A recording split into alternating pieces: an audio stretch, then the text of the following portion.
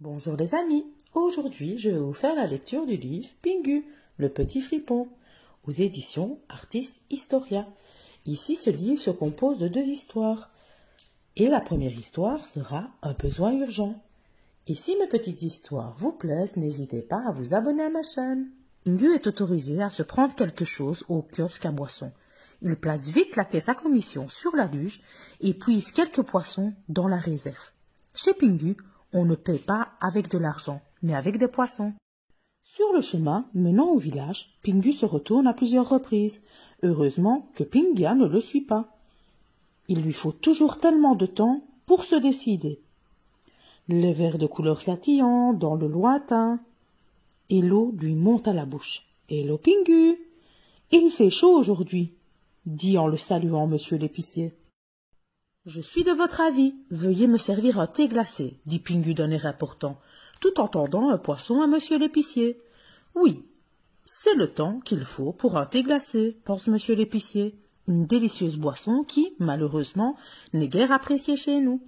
Alors que Pingu vide son verre avec recueillement, il entend des bruits sourds derrière lui. On dirait les pas de la petite Pinga, pense-t-il en se retournant. Déçu, il constate qu'il s'agit effectivement de sa petite sœur. « Rentre vite chez maman, je suis sûr qu'elle te cherche déjà partout, » lui dit-il pour se débarrasser d'elle. « Non, maman a dit qu'une grande fille comme moi a tout autant le droit de se prendre quelque chose à boire, » répond fièrement Pinga. « Alors choisis-toi quelque chose, » dit Pingu en poussant un soupir. Pendant qu'il sort 2 poissons de la caisse, Pinga vide avec avidité son verre. « Un autre, s'il vous plaît, » commande-t-elle. « Ne bois pas aussi vite, tu vas avoir mal au ventre, lui dit Pingu. Mais Pinga fait la sourde oreille. C'est alors qu'il découvre avec effroi sous sa petite sœur une flaque qui devient de plus en plus grande. « Pouah, Pinga, rentre vite à la maison pour te mettre sur le pot. »« C'est vraiment agréable de sortir avec toi, » crie Pingu d'un air indigné. Peu de temps après, Pingu est pris lui aussi d'un besoin urgent. Abandonnant le traîneau, il se précipite vers l'igloo en dépassant Pinga. C'est alors qu'il voit son papa disparaître dans la salle de bain et fermer la porte à double tour, derrière lui. « Vite, papa, vite !» crie-t-il en frappant contre la porte. Entre-temps, Pinga, elle aussi, a rejoint l'igloo. Étonnée, elle assiste à la danse étrange de son grand frère. Pauvre Pingu, il ne tient presque plus en place. « Ne me regarde pas si bêtement !» lui crie-t-il furieux. « Laisse-moi me mettre sur ton pot !» Mais Pinga n'envisage pas une seconde de lui céder la place. Pingu pousse sa petite sœur en bas du pot. Pinga se met bien sûr immédiatement à crier. Par comble de malheur, le pot se renverse. « Qu'est-ce qu'il te prend? Laisse ta petite sœur en paix !» entend-il maman clamer derrière lui, lorsque, effrayé, il s'enfuit de l'igloo. Pingu commence tout doucement à désespérer. Personne ne le comprend. Papa est occupé et maman essaye de consoler Pinga en pleurs. Puis, il lui vient une bonne idée. Il sonne rapidement à la porte de l'igloo. « Papa, ouvre la porte! Je suis occupé !» entend-il crier maman. Comme une flèche, il file alors dans la salle de bain. Il est malheureusement arrivé trop tard. Pingu a encore du mal à grimper sur la cuvette des toilettes, bien trop haute pour lui. Il va chercher en silence la serpillière et éponge le sol. Toujours sans un mot, il quitte l'igloo. Il prend son traîneau qui se trouve encore chez l'épicier. Sur le chemin du retour, il charge dessus un grand nombre de blocs de glace et va les glisser dans la salle de bain. Maman et Pinga l'observent d'un air ébahi. « Que vas-tu encore inventer ?» demande papa d'un air sévère. « Il me faut un escalier pour atteindre plus vite la cuvette des toilettes. C'est pourquoi je suis arrivé trop tard tout à l'heure, répond Pingu. « Tu es un gaillard intelligent, dit papa avec fierté. Aussi lui donne-t-il un coup de main pour empiler soigneusement les blocs de glace. C'est alors au tour de Pingu de monter en premier sur le trône. Et voilà la petite histoire terminée.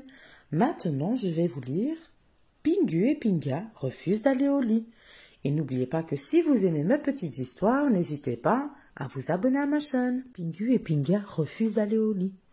Papa n'est pas là ce soir. Il donne une conférence au club des tables postaux du pôle sud.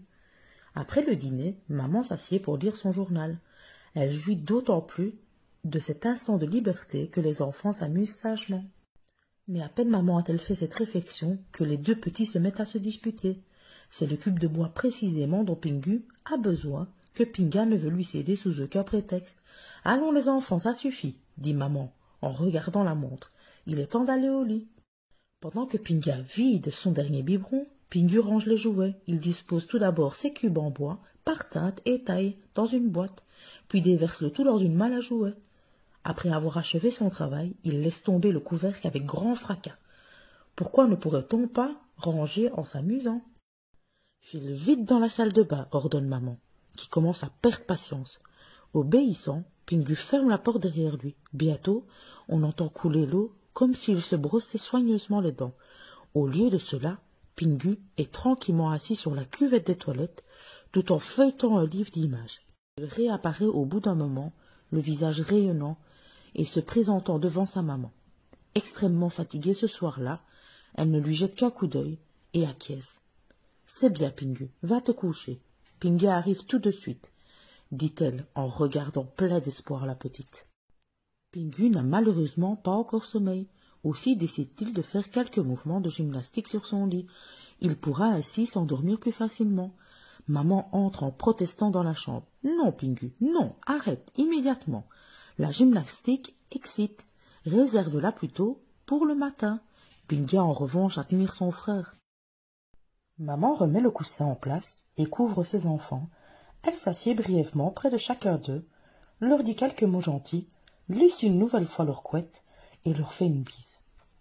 Puis elle sort de la chambre et s'assied sur le canapé avec soulagement. Enfin la paix pour aujourd'hui, pense-t-elle avec satisfaction. Mais quelques instants plus tard, on entend un cri dans la chambre des enfants. « Maman, viens vite! Pinga a soif, terriblement soif, elle pleure !» Et déjà maman est là, avec le biberon. Heureusement que Pingu est tranquillement couché dans son lit, pense-t-elle, en sortant de la pièce. À peine s'est-elle assise qu'elle entend crier Pingu. « Maman, maman, tu as oublié l'essentiel. Tu m'as promis une agréable surprise si je range mes jouets le soir. » Alors elle apporte un petit poisson à Pingu en guise de récompense. Puis elle se rassied et se remet à lire son journal. « Eddie, Eddie !» entend-elle piailler Pinga. « Pinga cherche son nounours !» explique Pingu en hurlant. « Je n'aurai jamais la paix aujourd'hui !» pense maman désespérée. Mais avant de quitter la chambre, elle dit « À présent, il ne vous manque plus rien. Pour aujourd'hui, ce sera tout. C'est dormir qu'il vous faut. » Pingu vient soudainement de se rappeler qu'il devait absolument savoir quand papa allait rentrer à la maison. Inutile d'appeler, maman ne reviendra pas à son chevet. « Est-elle également partie ?» demande peureusement Pinga. « Impossible, elle ne nous abandonnerait jamais. Viens, allons voir ce qu'elle fait. » Il ouvre doucement la porte et regarde stupéfait en direction du canapé, où leur mère se repose. Que peut bien faire maman toute la journée pour être aussi fatiguée le soir, se demande Pingu tout étonné. J'ai une idée formidable. Reste là, Pinga, et veille bien sur maman, dit-il, avant de disparaître rapidement dans la chambre d'enfant. Pingu rassemble toutes ses forces pour réunir les deux lits pesants, puis les enfants tirent leur maman dans la chambre. Maman s'effraie. « Vous êtes encore réveillée ?» Pingu lui dit avec conviction. « Tu es si fatiguée, ma pauvre maman. Viens te coucher avec nous. Papa sera sans doute content lorsqu'il constatera que toi aussi tu es déjà au lit. » Et voilà, les deux petites histoires sont terminées. J'espère qu'elles vous auront plu. À bientôt.